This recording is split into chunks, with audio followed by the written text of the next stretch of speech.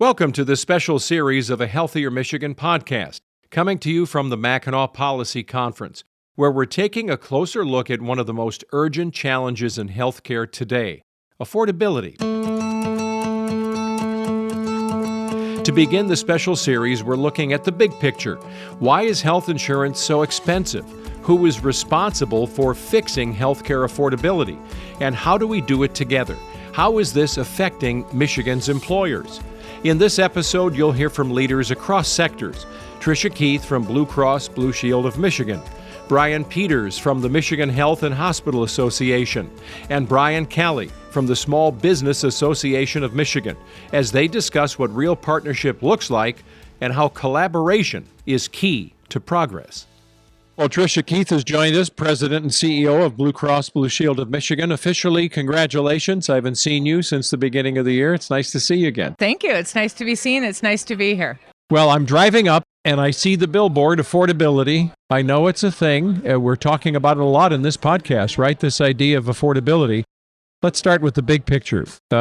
You've got pressures that are driving the affordability crisis in one direction that everybody's concerned about. Talk about that idea. Is it really a crisis? I think we're approaching a crisis in affordability in the health insurance industry. And you know, what we seek to do at Blue Cross with our mission is to cover people.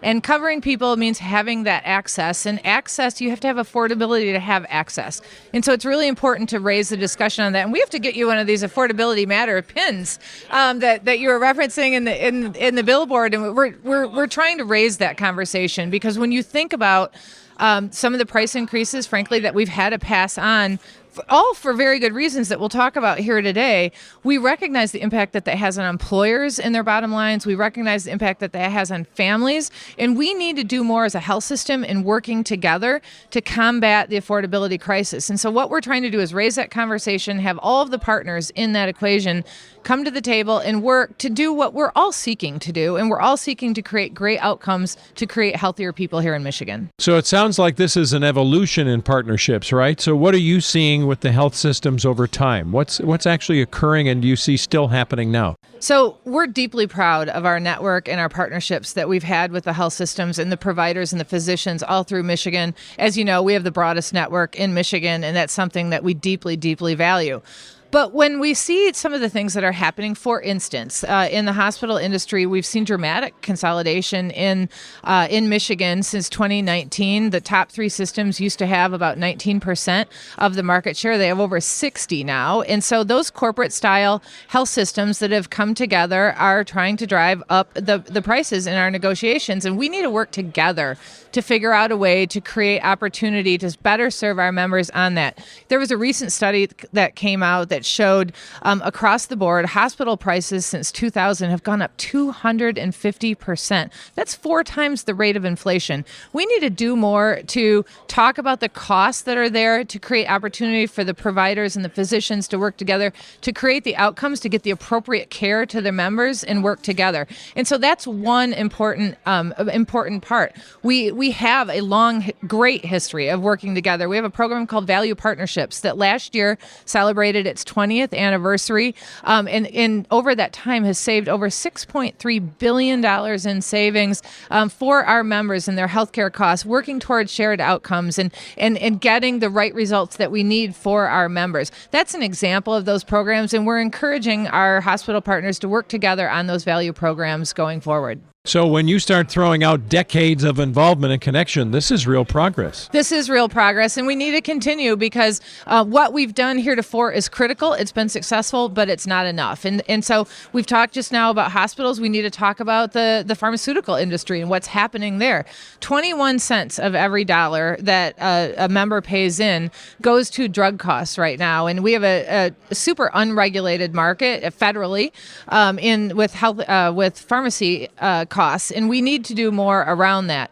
And so when we think about the entire equation of healthcare and that dollar that a member pays us right now, I talked briefly about the hospital systems. 47 cents of every dollar that a member pays in goes to hospitals. 25 cents of every dollar goes to providers. 21 cents to the drug companies, pharmaceutical. 9 cents goes to Blue Cross, and that goes to pay for things like our digital app and creating that access. Goes to pay for call centers, claim services, and so we need to do our part too. And so we've launched an internal program called Blue Cross Accelerated that seeks to reduce our administrative cost over 3 years by $600 million. And so we're doing our part in that to keep that cost affordable as well. But when you mention it's only 9 cents out of the dollar, that means those other partners maybe having a similar program is even more important. We think that that's highly desirable, is that we need to not just talk about building revenue, we need to talk about controlling the overall cost. So what other way would you say you're working on? Maybe it's that program is the way, but what other programs are there, if any, to address this affordability internally for healthcare? Well, there are a lot of other programs. We've had over the last couple of years, we've had a number of investments in partnerships with other Blues plans that have created opportunities in the pharmaceutical industry. We have different programs where we bring different generics to market, where we use biosimilars on really high cost medications. Those types of things dramatically impact the cost because, I mean, think about all the ads that you see on TV advertising certain drugs. This direct-to-consumer marketing is something that we really think the federal government should play a role in curbing as well. All of these things will contribute to changing the trajectory of the overall health trend. Yeah. Well, Blue Cross is doing a lot to make it, health insurance affordable.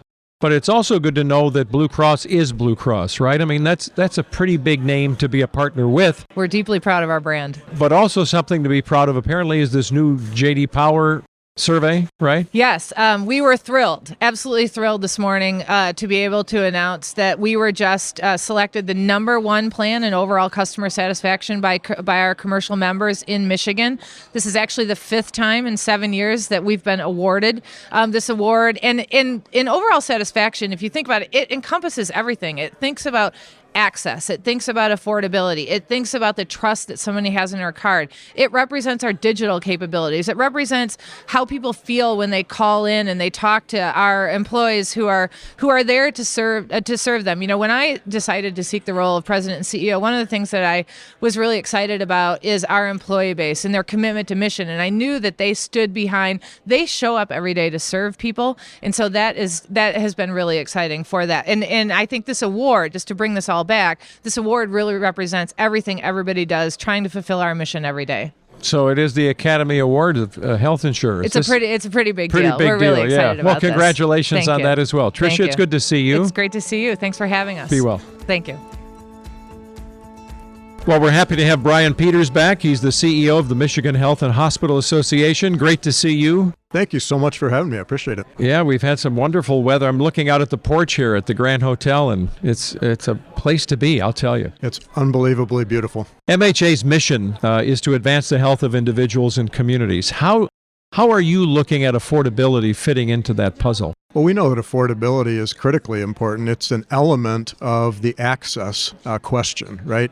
If people have technology and highly skilled providers and wonderful hospitals in their community, but they can't afford coverage or can't afford their copays and deductibles, that becomes a problem, not just from a financial perspective for the healthcare ecosystem. More importantly, it becomes a problem for their health status. And we know that's true for individuals throughout the state and communities throughout the state. So affordability is top of mind for the Michigan Health and Hospital Association and our members.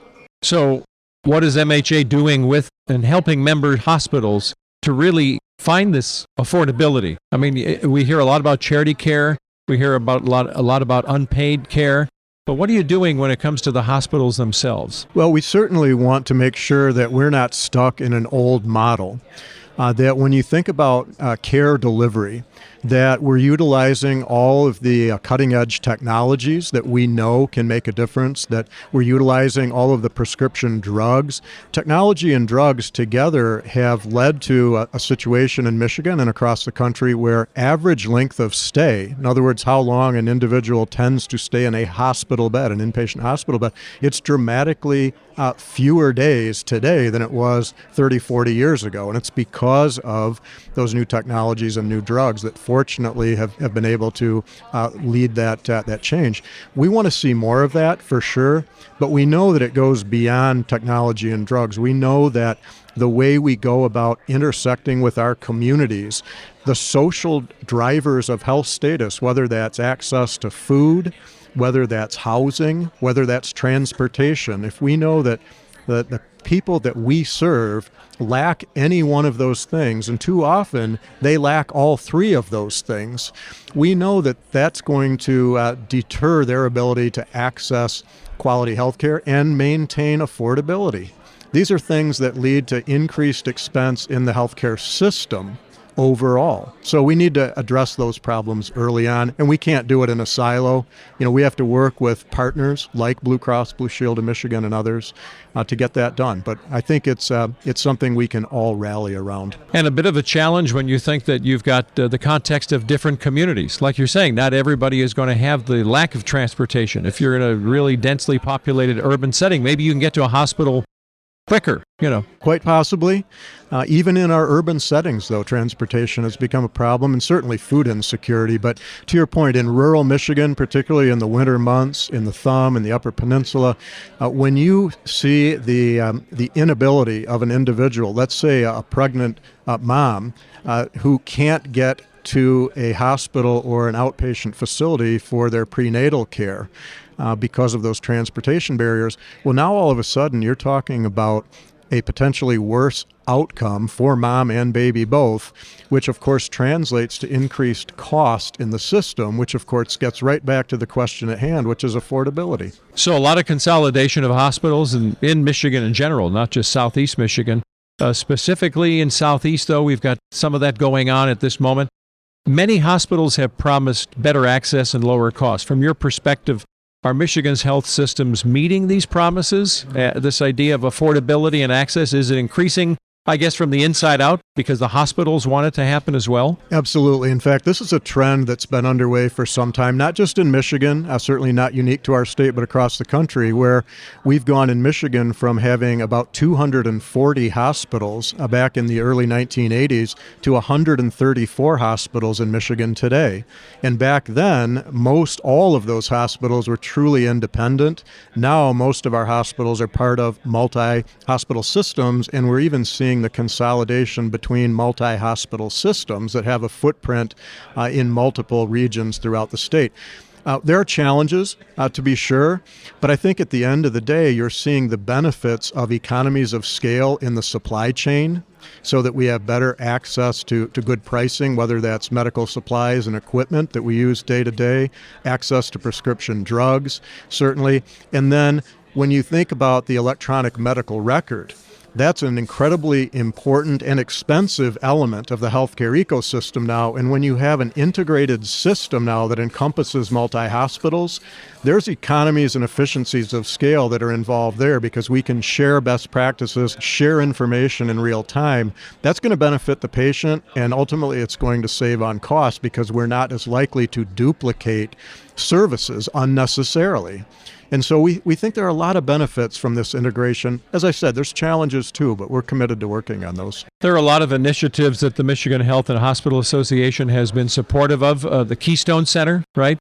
That goes back a while. It does. And the Blue Cross Blue Shield of Michigan's support of the Keystone Center really from day one has been absolutely critical in our success and our ability to engage with literally every hospital in the state of Michigan, large and small, urban and rural.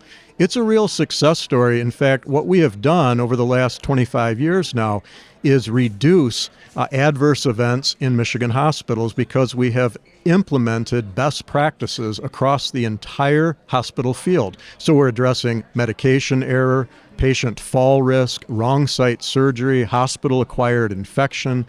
We have clinical evidence peer-reviewed data that demonstrates the success we've had in moving the needle on all of these important issues, better outcomes for patients, and certainly lowered healthcare costs for Blue Cross and for other payers as well, by virtue of the fact that we don't have these medical errors that are extending hospital stays. Yeah. Well, this whole idea, we hear this word up here, I'm sure, from corporate titans of productivity, right? That somehow things are going to get a little smoother. And as a consumer, I want to get out of a hospital faster and I want the bills to be lower. And what you're saying is there's a lot of work behind the scenes making that happen. Well, there really is. And as I said, we're proud of the work we've done, but we have a long ways to go yet.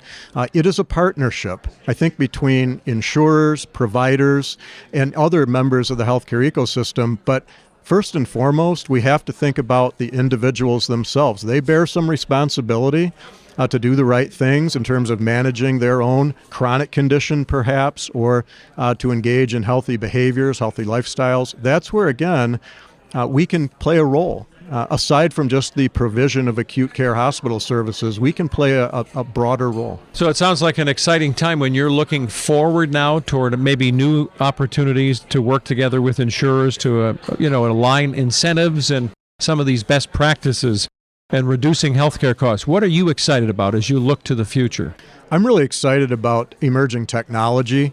I've always been fascinated by some of the things that have come online, particularly in the healthcare arena, that have enabled us to identify a chronic illness at a much earlier stage, which means we can treat it at lower expense and certainly with better outcomes for patients. I think AI is on the tip of everyone's tongue across multiple sectors, but my belief is that healthcare is the sector of our economy that is most ripe for dramatic change as a result of the deployment of artificial intelligence. We're seeing it already, but I think in 5 years we're going to be absolutely blown away by some of the change in the way we go about the provision of healthcare services in this country and beyond. And that's cause for optimism, in my view. Yeah. Well, it's good to see you, Brian. Likewise. Thank you so much for having me. Sure thing. Brian Calley joins us, President and CEO of the Small Business Association of Michigan. It is good to have you back. My pleasure to be back with you again. Yeah, well, let's talk about employers and the idea of the big word that is being used a lot, especially by Blue Cross, affordability. I mean, talk about this idea of how this is affecting your membership year after year. Yeah, small businesses are really struggling with the year-over-year experience with the increase in the cost of healthcare. It is something that in the past people always complained about it, but then in the end, they just kind of suck it up and pay it because what choice do you have?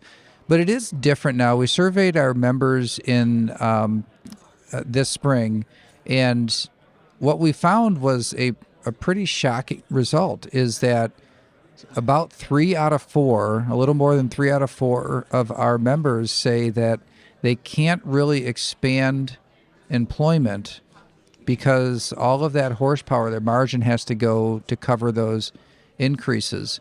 And then when it comes to investment or generally expansions of the business, 4 out of 5 say that the rising cost of healthcare is a barrier to that. Which those were shockingly high numbers. It's always been a struggle to deal with, but now it's really getting in the way of employment and the way of investment, and that's why we've decided to really elevate this discussion at the Small Business Association of Michigan. It deserves more discussion, and sometimes there's overly simplistic arguments that are made about it. And the nice thing about the situation with insurers in particular is because everything is transparent. You can see the claims. You can see what's driving the costs. And part of our job, our responsibility is to point to the areas that are causing the increases in cost. And it's not the insurers. It's Blue Cross experienced a net underwriting loss last year of $1.7 billion.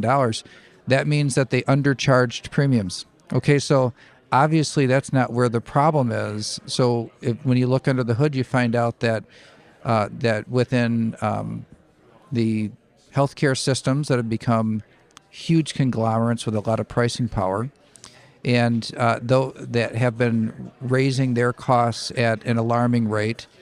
Not quite as much as pharmaceuticals, and pharmaceuticals are driving so much of the cost. So if you look at experience rating over the last couple of years, you see that about the costs from the health systems, claims from the hospitals and health systems, up 7%, twice inflation. So inflation has come down some. That's twice inflation. Cost of pharmaceuticals 5 times inflation.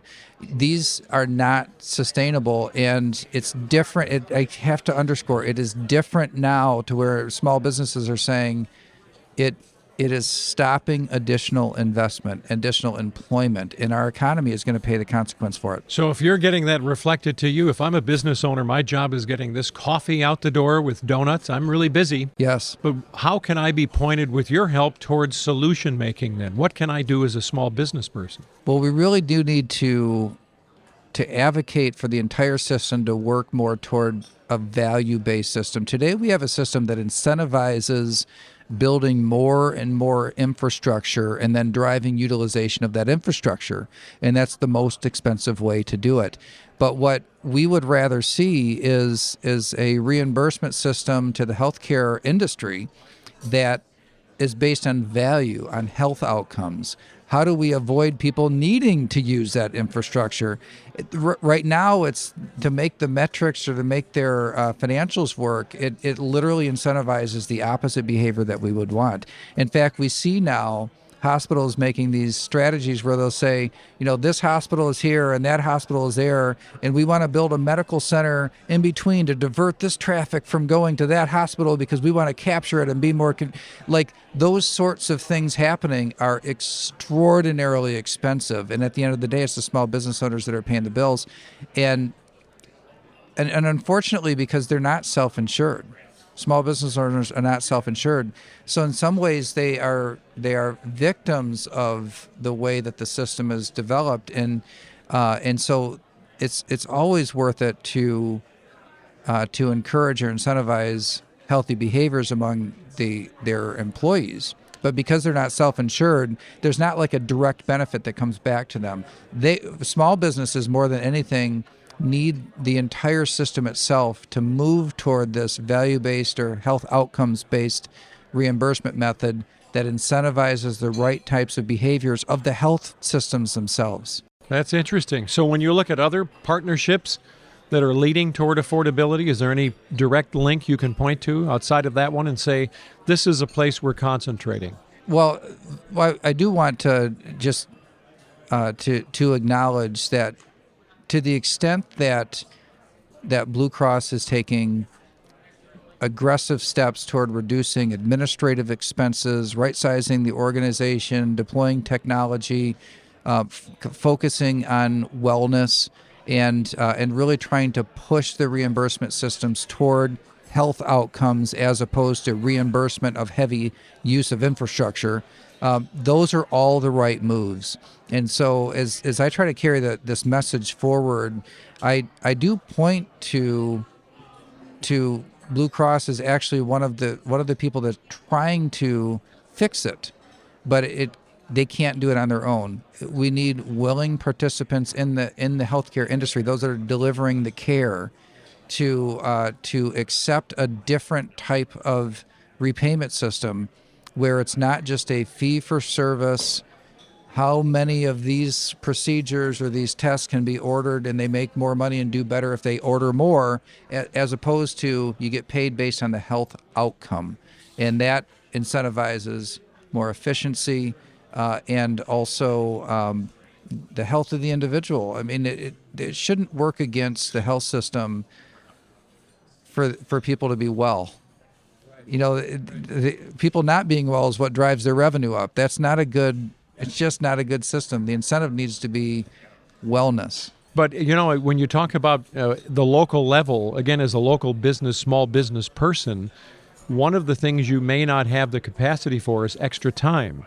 So, hey, employees, why don't you go for a walk, which is good for your health, it's good for your heart health, it's good for your brain health, and it brings your anxiety down.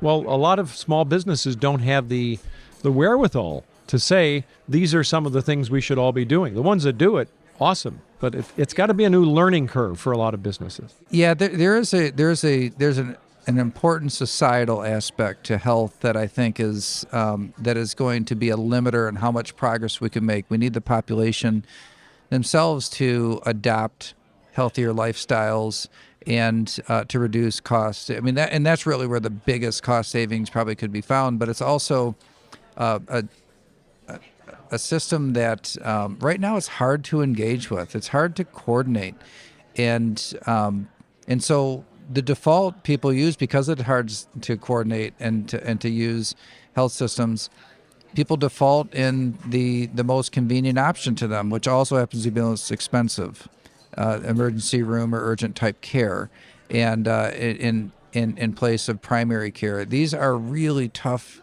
questions and problems to solve. But small business owners stand ready to help, but we know that they're the ones, they're just, at this point, their role is paying the bills. And so we're taking it upon ourselves at the Small Business Association of Michigan to drive the conversation and try to push all the players in the system to solving these problems, because those that are just paying the bills at the end of the day are not the ones that are creating the system, that control the system, and it's difficult to really create a meaningful impact on their bottom line. And so, yeah, promoting wellness still makes sense even if it doesn't hit the bottom line on premium reductions, but it sure would be nice if the year-over-year increases that are tied back to what hospitals and health systems are charging and what pharmaceuticals are charging, if those were on a similar trajectory to regular inflation, because that's what everything else is tied to. Well, it's good to know the way you started our conversation was regarding your listening to your membership, and that's important. So that's the key. Everything that we do is informed by, driven by actual small business members and small business owners. They're the ones that set our agenda. They're the ones that decide what the priorities are. And I'm one of the folks that have the privilege of carrying the message. Well, Ryan, it's good to see you again. Likewise. Thank you.